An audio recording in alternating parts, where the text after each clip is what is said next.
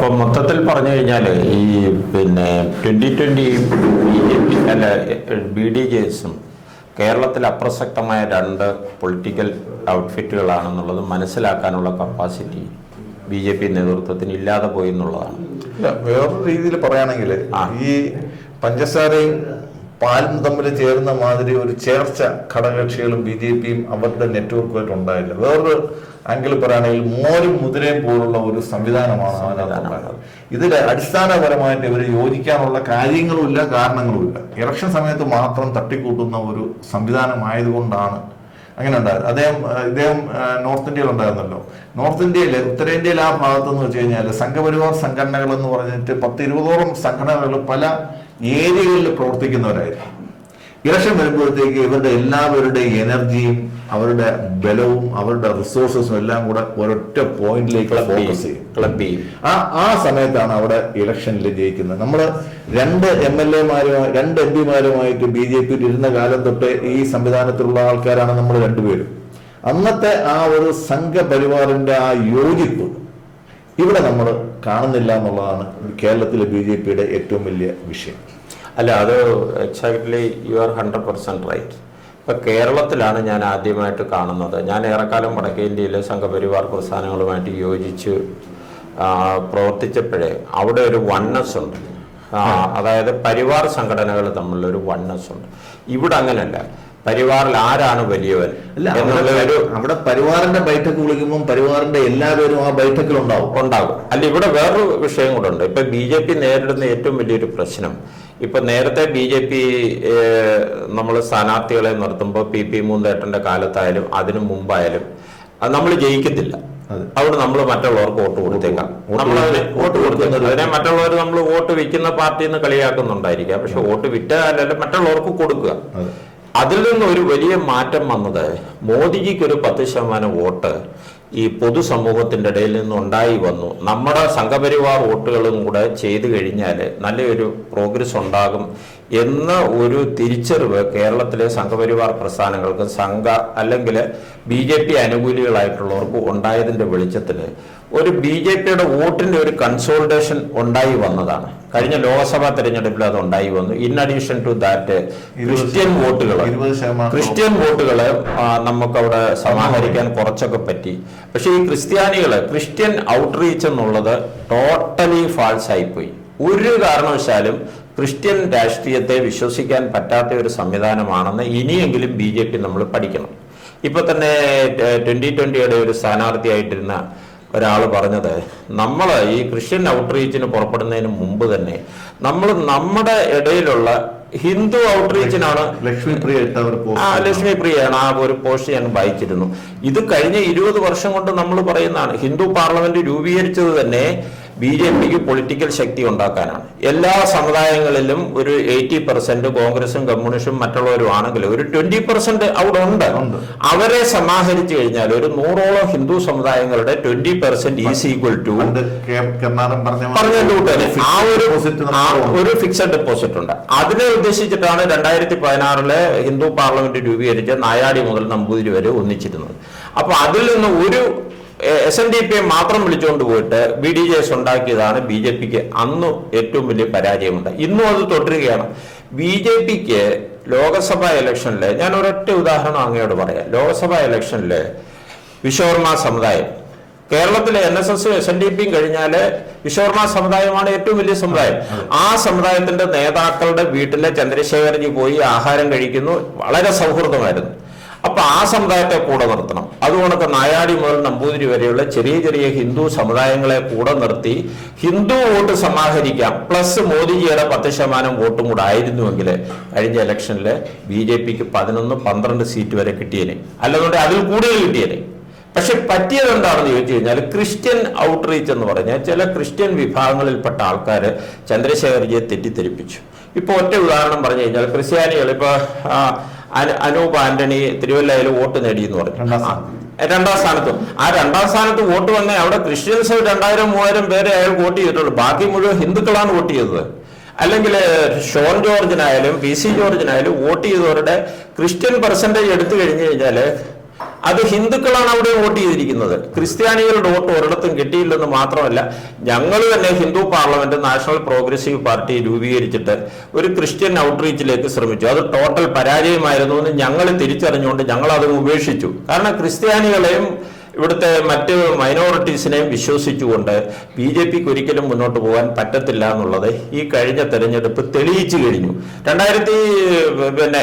ലോക്സഭാ ഇലക്ഷനിൽ കിട്ടിയിട്ടുള്ള ഒരു വോട്ട് പോലും അവർക്ക് കിട്ടിയിട്ടില്ല.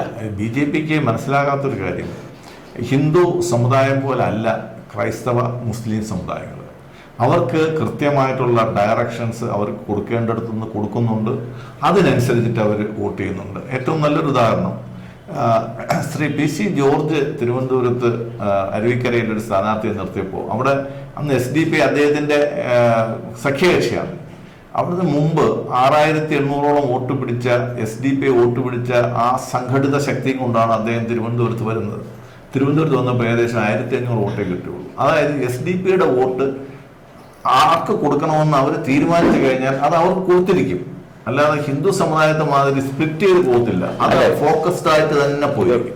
വാട്ട് ഐ ആം സെയിങ്, ഇപ്പൊ ഇവിടെ ഈ ചന്ദ്രശേഖരന്, അതായത് BJPക്ക് തെറ്റി പറ്റുമെന്ന് ഞാൻ പറയത്തില്ല. ചന്ദ്രശേഖർജി എന്ന് പറയുന്ന BJPയുടെ പ്രസിഡന്റാണ് ഈ കേരളത്തിലെ ഇപ്പോഴീ BJPക്ക് ഉണ്ടാവേണ്ടിയിരുന്ന മുന്നേറ്റത്തിനെ അദ്ദേഹത്തിന്റെ ഫൂളിഷ്നെസ് കൊണ്ടാണ് ഇത് സംഭവിച്ചത്. അപ്പോൾ ഒറ്റ ഉദാഹരണം പറഞ്ഞു കഴിഞ്ഞാൽ, ലോക്സഭാ ഇലക്ഷനിലെ വിശ്വകർമ്മ സമുദായം അവരുടെ കൂടെ ഉണ്ടായിരുന്നു. അതുപോലെ തന്നെ ഹിന്ദു സമുദായങ്ങൾ നല്ലൊരു രീതിയിൽ അവരുടെ കൂടെ ഉണ്ടായിരുന്നു. ഹിന്ദു സമുദായങ്ങളിൽപ്പെട്ട ചില ആൾക്കാർ സെറ്റപ്പ് ആക്കിയിട്ടുള്ള പൊളിറ്റിക്കൽ പാർട്ടീസ് ഒരു 10-12 ചെറിയ പൊളിറ്റിക്കൽ പാർട്ടീസ് ഉണ്ട്. അവരൊക്കെ കടലാസുപുലികളാണോ ഇല്ലയോ എന്നുള്ളത് അവരുടെ ഇടയിൽ തന്നെ പറയുന്നുണ്ട്. പക്ഷെ അവരെ കൂടെ നിർത്തി അവർക്കൊരു സ്ഥാനം കൊടുത്തു. അവർക്ക് ഓരോ സ്ഥാനാർത്ഥികളെ കൊടുത്തിട്ട് അവരുടെ ചെലവും വഹിച്ചിരുന്നെങ്കിൽ ആ വിഭാഗങ്ങൾ കുറേശ്ശെ ഇന്റിഗ്രേറ്റഡ് ആയിരുന്നു. അതിനു പകരം ക്രിസ്ത്യൻ ഔട്ട്റീച്ച് എന്ന് പറഞ്ഞ് ഹിന്ദു വിഭാഗങ്ങളെ ടോട്ടലി തള്ളിക്കളഞ്ഞിട്ട് അവരുടെ പാർട്ടിയിലുള്ള ആൾക്കാർ, BJP എന്ന് പറഞ്ഞ പാർട്ടിയിലെ ജയസാധ്യതയുള്ള നേതാക്കന്മാരെ വരെ തള്ളിപ്പള്ളത്തും കളഞ്ഞു. B. ഗോപാലകൃഷ്ണനെ കൊടുങ്ങല്ലൂരിൽ നിന്ന് തള്ളിക്കളഞ്ഞു. ചെങ്ങന്നൂരിലെ സന്ദീപ് വാചസ്പതിയെ ജയിക്കേണ്ട എവിടെ കൊണ്ട് തോക്കുന്നിടത്ത് കൊണ്ടിട്ടു. ഇതെല്ലാം രാജീവ് ചന്ദ്രശേഖരന്റെ പൊളിറ്റിക്കൽ ഫെയിലറായിട്ട് ഞാൻ കണക്ക് കൂട്ടുന്നു. അതിന്റെ നെറ്റ് റിസൾട്ട് എന്ന് പറഞ്ഞു കഴിഞ്ഞാൽ നമ്മുടെ വോട്ട് പെർസെൻറ്റേജ് കുറഞ്ഞു. അതായത് BJPക്ക് 20% പരം വോട്ടുണ്ടായിരുന്നു. ആ വോട്ട് 14.8% കുറഞ്ഞു. BJPക്ക് ഒറ്റയ്ക്ക് കിട്ടിയ വോട്ട് 11%. ഇനി വേറൊരു കാര്യം കൂടെ പറയാം. ഇനി 2, 10, 15 അല്ലെങ്കിൽ 7 മണ്ഡലങ്ങളിൽ 2ാം സ്ഥാനം വന്നു. 21 മണ്ഡലങ്ങളിൽ നമുക്ക് ഇത്ര വോട്ട് കിട്ടി. ഇതൊക്കെ എന്ന് പറയുമ്പോൾ ഒരു താൽക്കാലിക ഒരു പ്രതിഭാസമാണത്.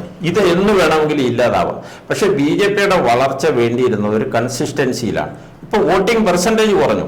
ഇപ്പൊ അനിൽജി കേട്ടിട്ടില്ലേ, താങ്കളുടെ ഡിഫൻസുമായിട്ട് ബന്ധപ്പെട്ടിട്ട് ഒരുപാട് കാര്യങ്ങൾ പഠിക്കുന്ന ഒരാളെന്നുള്ള നിലയിൽ അങ്ങ് കേട്ടിട്ടില്ലേ, ഒരു ടോട്ടൽ വാറാണ്. ഒരു യുദ്ധം ഉണ്ടാകുമ്പോൾ ആ യുദ്ധം ജയിക്കുന്നതിലാണ് കാര്യം. പക്ഷെ ചില സമയത്ത് യുദ്ധം ജയിച്ചാലും ചില ബാറ്റിൽ ഫീൽഡില് നമ്മൾ പരാജയപ്പെടും, നഷ്ടം വരും. ഇപ്പൊ 1971 യുദ്ധത്തിൽ നമ്മൾ ജയിച്ചതാണ്. പക്ഷെ ചിക്കൻ നെക്കില്, അതായത് ജമ്മു കാശ്മീരും പഞ്ചാബും കൂടെ യോജിക്കുന്ന ഒരു ചിക്കൻ നെക്കില് നമുക്ക് വലിയ പരാജയം ഉണ്ടായി, ഇല്ലേ? ഉണ്ടായി എന്ന് പറഞ്ഞതിന്റെ തൊട്ട്, അല്ലെങ്കിൽ ചിലടത്ത് നമ്മൾ പാകിസ്ഥാൻ അവിടെ വിജയിച്ചു. പാകിസ്ഥാൻ ചിക്കൻ നെക്കിലും അല്ലെങ്കിൽ വേറെ 1-2 ബാറ്റിൽ ഫീൽഡിലാണ് ജയിച്ചത്. നഷ്ടപ്പെട്ടിട്ട് യുദ്ധം ജയിക്കാറുണ്ട്. ആ ബാറ്റിൽ ഫീൽഡിൽ പാകിസ്ഥാൻ അവിടെ ജയിച്ചു എന്ന് പറഞ്ഞതിന്റെ തൊട്ട് ഇവിടെ 3 സീറ്റ് കിട്ടിയതിലൊക്കെ നമ്മൾ ജയിച്ചു, അല്ലെങ്കിൽ 5-6 സീറ്റിലൊക്കെ നമുക്ക് 2ാം സ്ഥാനം കിട്ടിയത്. പക്ഷെ ഇത് എന്ന് വേണമെങ്കിൽ നഷ്ടപ്പെടാം. വളരെ ഈസി ആയിട്ട് 2 അക്കത്തിലോട്ട് എത്തുന്ന ഒരു സാഹചര്യത്തിലാണ് നമ്മൾ 3-ൽ നിൽക്കുന്നത്. ഇനി ഞാൻ വേറൊരു കാര്യം പറയാം. BJPക്ക് കൺസിസ്റ്റൻസി ഇല്ല എന്നുള്ളതിന് ഏറ്റവും വലിയ തെളിവ്, അത് പൊളിറ്റിക്കൽ കൺസിസ്റ്റൻസി ഇല്ല എന്നുള്ളതിന് തെളിവ്. കഴിഞ്ഞ പഞ്ചായത്ത് തെരഞ്ഞെടുപ്പില് നമുക്ക് 900-ൽ പരം സീറ്റുകൾ ഉണ്ടായിരുന്നു. ആ 900-ൽ പരം സീറ്റുകളിൽ 622 650 നമ്മൾക്ക് സിറ്റിംഗ് സീറ്റ് നഷ്ടപ്പെടും, പന്തള ഉൾപ്പെടെ. എന്നിട്ട് നമ്മൾ പുതിയതായിട്ട് കിട്ടി കുറെ എന്ന് പറഞ്ഞിട്ടുണ്ട്. കയ്യിൽ ഉണ്ടായിരുന്ന എന്തുകൊണ്ട് ലോക്സഭാ തെരഞ്ഞെടുപ്പ് വന്നു കഴിഞ്ഞപ്പോ തൃശ്ശൂരിലെ പല മണ്ഡലങ്ങളിലും നമുക്ക് 1ാം സ്ഥാനമായിരുന്നു.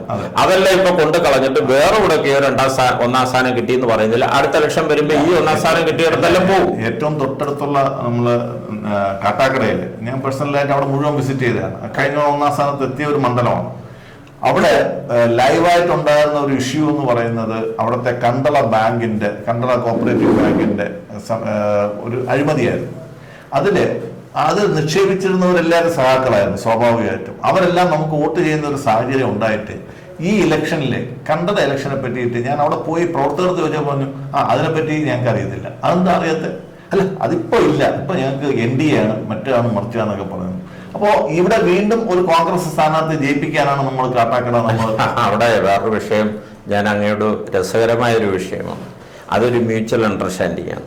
അതായത് ഈ കൃഷ്ണദാസി കഴിഞ്ഞ തവണ അവിടെ നിന്ന് കഴിഞ്ഞപ്പോൾ വോട്ട് പെർസെൻറ്റേജ് നല്ലൊരു ശതമാനം കൂടാനുള്ള കാര്യം എന്താണെന്ന് ചോദിച്ചു കഴിഞ്ഞാൽ, അതായത് ഈ കണ്ടല കേരളത്തിലെ ഏറ്റവും വലിയ ബാങ്ക് ഘോട്ടാലയാണത്. ആ കണ്ടല വിഷയം ജനങ്ങളുടെ ഇടയിൽ എടുത്തിട്ട് കഴിഞ്ഞപ്പോൾ ഈ അഴിമതിക്കെതിരെ ജനങ്ങൾ വോട്ട് ചെയ്തു. പക്ഷെ ഇത്തവണ സംഭവിച്ചത് എന്താണെന്ന് ചോദിച്ചു കഴിഞ്ഞാൽ, CPM-ന്റെ അഴിമതി ഒന്നും കാട്ടാക്കട പറയാതിരിക്കാനുള്ള കാരണം, നമ്മുടെ ചന്ദ്രശേഖർജിയുടെ കൂടെ നിൽക്കുന്ന ഒരു അണ്ണൻ അവിടെ ഒരു 60 ലക്ഷം രൂപയുടെ ഒരു കോഓപ്പറേറ്റീവ് ബാങ്കിൽ, അറിയാമല്ലോ അത് ആണോ, അതിൻ്റെ അതിലെ ആരോപണത്തിൽ എത്ര ശരിയുണ്ട് തെറ്റുണ്ട് അത് സാങ്കേതികമായിട്ട് തെളിയിക്കാൻ പറ്റുമില്ല എന്നുള്ള അറിയത്തില്ല. അപ്പൊ പരസ്പരം ഒരു മ്യൂച്വൽ അണ്ടർസ്റ്റാൻഡിംഗ് ആണത്. അതായത് ഞങ്ങളുടെ അഴിമതി നിങ്ങൾ പറയണ്ട, നിങ്ങളുടെ അഴിമതി ഞങ്ങളും പറയുന്നില്ല. അപ്പൊ ഇങ്ങനെ പലയിടത്തും മ്യൂച്വൽ അണ്ടർസ്റ്റാൻഡിംഗ് നടത്തി. ഇനി അതെ, താങ്കളുടെ ഒരു ചോദ്യത്തിന് ഒറ്റ ഉത്തരം കൂടെ ഞാൻ പറയാം. അതായത് 2020-ക്ക് ഈ ഓൺലൈൻ വോട്ടുകൾ മാത്രം, ഓൺലൈൻ മെമ്പർഷിപ്പ് മാത്രമേ ഉള്ളൂ. അവർക്ക് ഒരിടത്തും, അവർക്ക് ഈ കുന്നത്തുകാണ്ട് ഒഴിച്ച് ബാക്കി ഒരിടത്തും വോട്ടില്ലായിരുന്നിട്ട് അത് മനസ്സിലാക്കാൻ പറ്റാതിരുന്നതുകൊണ്ടാണ് ഇവർക്ക് നമ്മൾ ജയിക്കേണ്ടിയിരുന്ന സീറ്റുകൾ പോലും കൊടുത്തത്. ആ കൊടുത്തത് അത്ര പരാജയമായിരുന്നു. അതോടുകൂടി ഒന്ന് സംഭവിച്ചത് എന്താണെന്നറിയോ, കേഡർ BJP RSSന്റെ കേഡർ അവരുടെ അനുഭാവികളെല്ലാം ഡിസപ്പോയിന്റഡ് ആയി അവർ വോട്ട് ചെയ്യാൻ പോയില്ല. അതുകൊണ്ടാണ് 20% നിന്ന് 14% മൊത്തം വോട്ട് കുറഞ്ഞത്. ഇപ്പൊ തന്നെ BDJS-നെ മൊത്തം നിന്ന മണ്ഡലങ്ങളിൽ കംപ്ലീറ്റ് കെട്ടിവെച്ച കാശ് നഷ്ടപ്പെടും. അപ്പൊ ഇങ്ങനെയുള്ള പാർട്ടികളെ കൊണ്ട് ഒരു പ്രയോജനമില്ലെന്നും ഹിന്ദുത്വയാണ് BJP-യുടെ. പണ്ട് സോമേട്ടൻ ഒരു കാര്യം പറഞ്ഞിട്ടുണ്ട്, അതായത് പട്ടിക്കൊരു പട്ടിത്വമുണ്ട്, ഒരു പശുത്വമുണ്ട് എന്ന് പറഞ്ഞിട്ട് BJP-ക്ക് ഒരു BJP-ത്വമുണ്ട്.